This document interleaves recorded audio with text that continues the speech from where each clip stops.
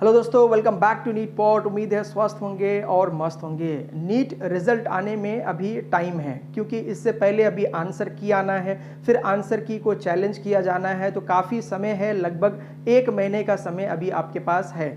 इससे पहले NEET counselling के लिए जो इम्पोर्टेंट डॉक्यूमेंट्स हैं, वो कौन कौन से ऐसे डॉक्यूमेंट्स हैं जो आपको रेडी कर लेना चाहिए, जिससे कि आपको काउंसलिंग में हेल्प हो जाए और काउंसलिंग के समय में आपको भागदौड़ ना करना पड़े। इसी के बारे में आज हम आपको बताएंगे डिटेल में। जो भी डॉक्यूमेंट्स आपके इनकम्प्लीट हैं उसको अभी कंप्लीट कर लीजिए, क्योंकि काउंसलिंग जब स्टार्ट होती है तब अगर आप काउंसलिंग। हेलो दोस्तों, welcome back to NEET pod. उम्मीद है स्वस्थ होंगे और मस्त होंगे। नीट के रिजल्ट आने में अभी टाइम है। इससे पहले आंसर की जारी किया जाना है और उसको आंसर की को फिर एक तरीके से AMR OMR भेजा जाएगा, फिर उसके बाद चैलेंज का ऑप्शन आपके पास आता है। इससे पहले कुछ इंपॉर्टेंट बातें हैं जो काउंसलिंग में आपको मदद करने वाली है। जी हाँ, काउंसलिंग के लिए कौन से ऐसे डॉक्यूमेंट्स हैं जो अभी से आपको रेडी कर लेना चाहिए, क्योंकि काउंसलिंग जब स्टार्ट होती है, रिजल्ट जब आ जाता है, तब आप डॉक्यूमेंट्स के पीछे भागते हैं तो वो गलत समय होता है। अभी आपके पास पर्याप्त समय है, लगभग 1 महीने से ज़्यादा समय है काउंसलिंग में पार्टिसिपेट होने का।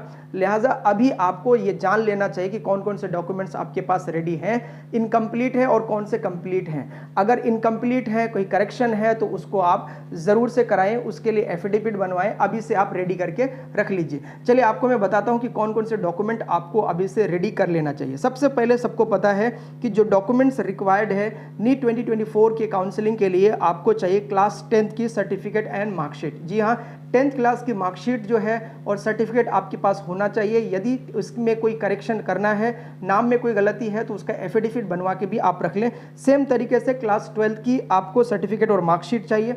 उसके बाद अगर हम बात करेंगे तो नीट का एडमिट कार्ड और नीट का कंफर्मेशन फॉर्म एक आता है, वो आपको रखना है। उसके अलावा नीट का स्कोर कार्ड जनरेट किया जाएगा, जो कि बहुत ही इंपॉर्टेंट होता है, वो भी आप रेडी करके रखें।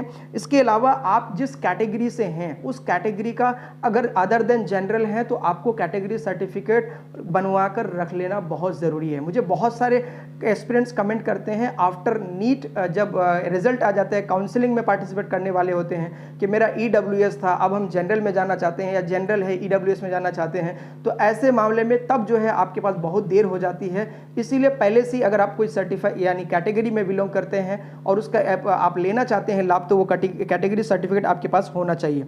उसके अलावा जो पासपोर्ट साइज़ के फोटोग्राफ्स हैं वो आपको रेडी रखने चाहिए। और उसके अलावा जो है आइडेंटिटी प्रूफ आपके पास क्या है, जैसे फॉर एग्जांपल आधार कार्ड है, पैन कार्ड है, ड्राइविंग लाइसेंस है या पासपोर्ट है, ये सारी चीज़ों में से कोई आपके पास होनी चाहिए। इसके अलावा आपका जो स्कूल कॉलेज लिविंग सर्टिफिकेट या माइग्रेशन जो सर्टिफिकेट होती है, बहुत ही इंपॉर्टेंट, वो आपके पास रेडी होना चाहिए।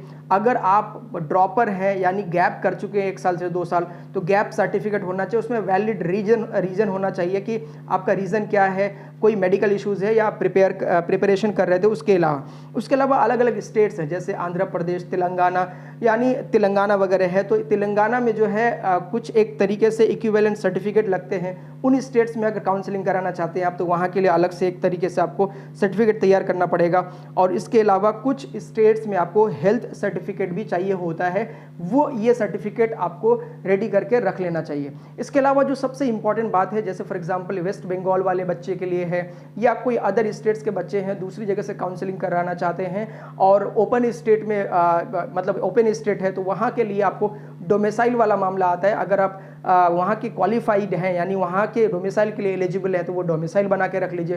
फॉर एग्जांपल कोई बच्चा अगर दूसरे स्टेट से +2 करता है, तो बहुत सारे स्टेट्स ऐसे हैं जहाँ पे आपको एक तरीके से डोमिसाइल मिल जाती है। तो ऐसे केस में आपका अप टू डेट सारे डोमिसाइल वाले डॉक्यूमेंट्स जो हैं ये भी रेडी होके रहना चाहिए। तो कुल मिला के जो लिस्ट हमने बताई है, ये सारे डॉक्यूमेंट्स अभी से आप रेडी करना शुरू कर दीजिए और जितना जल्दी हो सके इसको अलग डॉकेट में आप पैक करके रख लीजिए। इस वीडियो में इतना ही।